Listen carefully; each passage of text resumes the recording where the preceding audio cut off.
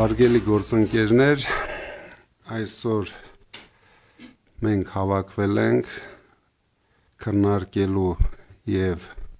որոշելու մեր երկրին, մեր ժողովրդին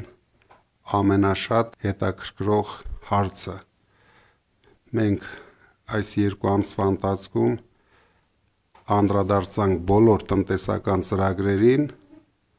որոնք մենք առաջարկում ենք մեր ժողովրդին։ Բոլորս հիշում ենք 300,000 աշխատատեղ, $1 միլիարդ տուրիզմի զարգացման համար, ժողովրդական տվյալների բարելավման համար խոշոր միջոցներ, փոքր բիզնեսը ազատում ենք բոլոր հարկերից եւ ստուգումներից եւ այլն։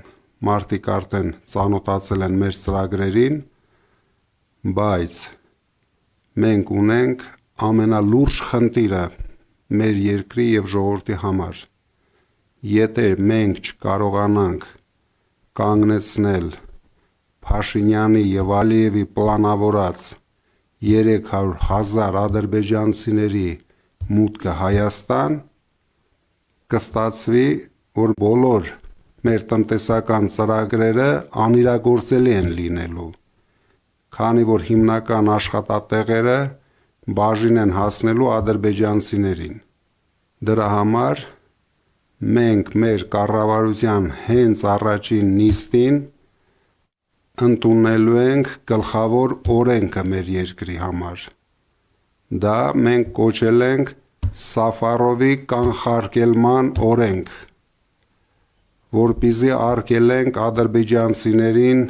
գնել մեր հողերը, գնել մեր տները, նվեր ստանալ մեր հողերը, ինչպես մենք բոլորս տեսել ենք, 240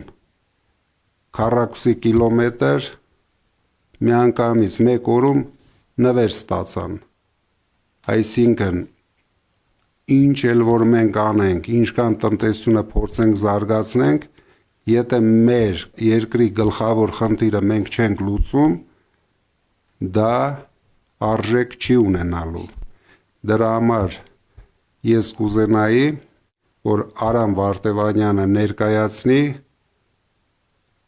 այդ օրենքի հիմնական դրույթները։ Շնորհակալ եմ, պարոն Կարապետյան, հարգելի գործընկերներ, իսկապես գտնվում ենք այնպիսի մի ժամանակահատվածում, երբ մեր հասարակության ներսում կա տագնապի զգացում։ Քանի որ վերջին շրջանում մենք տեսել ենք ինչ աստիճան դինամիկ կերպով Ադրբեջանի կողմից ներկայացվող ցանկացած պահանջ ի կատար է ածվում օրվա իշխանությունների կողմից։ Հաշվի առնելով այն, որ մենք ամբողջությամբ արդեն տեսնում ենք, թե ինչ նոր հրեշավոր ծրագիր է մշակվել Փաշինյանի եւ Ալիևի կողմից, մենք առաջարկում ենք մեր հանրությանը այդ ամենի ուղիղ կանխարգելման օրենսդրական փաթեթը։ Ինչ ենք առաջարկում։ Այն հենց նույնիսկ կոչվելու է Սաֆարովի կանխարգելման օրինագիծ կամ նույնն է ինչ ատելության կանխարգելման օրենսդրական փաթեթ։ Մենք առաջարկում ենք, որ Հայաստանի Հանրապետությունում Ադրբեջանի քաղաքացիություն ունեցող որևէ անձ, լինի դա ֆիզիկական, թե իրավաբանական անձ նաև, որպես քողարկված իրական շահառու Հայաստանում գործունեություն իրականացնող, չի կարողանալու ձեռք բերել որևէ անշարժ գույք։ Մեր սահմանադրությամբ կա մեխանիզմ հողի նկատմամբ սեփականության իրավունքի սահմանափակման, բայց մենք խոսում ենք ոչ միայն հողի, մենք խոսում ենք նաև անշարժ գույք ձեռք բերելու սահմանափակման մասին։ Իդեպ, պարոն Կարապետյան, նաև մենք որոշակի հետազոտում ևս իրականացրել էինք միջազգային փորձի, նման մեխանիզմներ, այո, տարածված են։ Իդեպ, մենք խոսում ենք նաև նույն Ադրբեջանի մասին, որի քաղաքացի, հերոս հանդիսանում է Ռամիլ Սաֆարովը,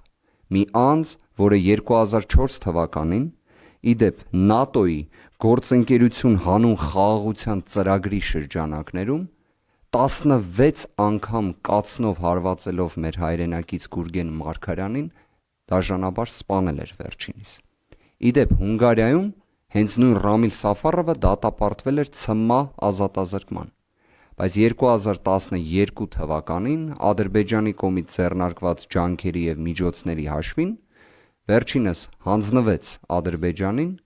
որտեղ վերջինիս ներում շնորհեցին եւ հերոսացրեցին եւ հերոսացնում են մինչ օրս։ Իդեպ Հայաստանի Հանրապետությունը դիվանագիտական հարաբերությունները խզել էր Հունգարիայի հետ եւ այն վերականգնվել է միայն 2022 թվականին, ինչը կանխատեսելի էր, որ 2022 թվականին այն վերականգնվելու էր։ Ինչևէ, այս փաթեթը կարծում ենք նաեւ հենց բխում է մեր արժանապատվության, ազգային արժանապատվության առաջնահերթություններից եւ նաեւ միջազգային փորձում ընդունված մոտեցումներից, քանի որ ազգային պատկանելիության հողի վրա նման ոճրագործություն կատարողները պետք է պատժվեն եւ դա պետք է լինի անխուսափելի, բայց երբ խաղաղության քողի ներքո մի երկիր այն ոչ թե իրավական տիրույթում է դիտարկում, այլ խրախուսում է նույնիսկ եւ հերոսացնում է այն, մենք էլ մեր կողմից պետք է մեր կանխարգելիչ գործողությունները եւ վերաբերմունքը դրա վերաբերյալ արտահայտենք։ Օրենսդրական փաթեթը, որով մենք փորձ ենք անելու զսպել եւ երաշխավորել մեր հայրենակիցների անվտանգությունը, այդ թվում սեփականության իրավունքի, տնտեսական զարգացումների, այն բազմաթիվ ծրագրերի, որոնք հենց պարոն Կարապետյան դուք ներկայացրել եք եւ երաշխավորել եք դրանց կատարումը, այդ թվում ծայրահեղ աղքատության վերացման մասով եւ 300,000 աշխատատեղերի ստեղծման մասով, կարծում եմ պարզապես անհրաժեշտություն են դարձնում նաեւ հենց նման օրենսդրական փաթեթի ընդունումը։ Շնորհակալություն։ Հիմա Գոհար Մելոյանը կներկայացնի հաջորդ հրեշավոր ծրագիրը, որը պլանավորում է այս կառավարությունը մեր երկրի եւ մեր ժողովրդի համար։ Շնորհակալ եմ խոսքի իրավունքի համար, հարգելի պարոն Կարապետյան, հարգարժան գործընկերներ, այսօր մենք լրջագույն ազգային անվտանգության խնդիր ունենք։ Այսօր Հայաստանի Հանրապետությունում ամենաշատն է արծարծվում խաղաղությունը, բայց այդ խաղաղությանը ու ստորագրված փաստաթղթերին զուգահեռ մեր երկրում ինքնիշխան տարածքում խախտված է տարածքային ամբողջականությունը։ Հայաստանի Հանրապետության 4 մարզերում ադրբեջանական զինված ներկայություն կա եւ չնայած որ ստորագրվել են փաստաթղթեր, որոնք ենթադրում էին, որ պետք է Հայաստանի Հանրապետության ինքնիշխանությունը, տարածքային ամբողջականությունը երաշխավորվի, ինչը բացառում է այլ պետության զինված ներկայություն, դրան զուգահեռ ոչ միայն ադրբեջանական զորքերը չեն հեռացվել այդ տարածքներից, այլև օդում կախված է մնացել այսպես կոչված անկլավների հարցը։ Այս խնդիրները իրոք շատ մտահոգիչ են, դրա համար մենք իշխանություն գալուց անմիջապես հետո ընդամենը 1 շաբաթվա ընթացքում ընդունելու ենք այս կարևոր օրենքը մեր երկրի համար՝ Սաֆարովի կանխարգելման օրենքը։